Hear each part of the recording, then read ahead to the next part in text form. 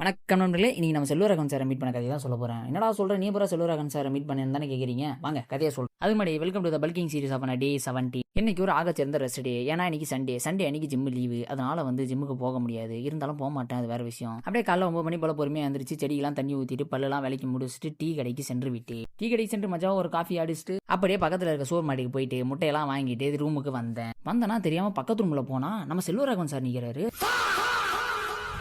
சும்மா தான் நம்மளே ஜஸ்ட் ஃபார் ஃபன் தான். ஏன்னா மனோஜ்புரம் சண்டே அன்னைக்கு வேலைக்கு கிளம்பிட்டாரு. அப்படியே நான் முட்டையெல்லாம் வேக வச்சு முடிச்சுட்டு நேற்று காய வச்ச துணியெல்லாம் மொட்டை மாடிக்கு எடுக்க சென்று விட்டேன். எல்லா துணியும் எடுத்து முடிச்சுட்டு அப்படியே துணியெல்லாம் மடிச்சும் வச்சுட்டேன் கையோட.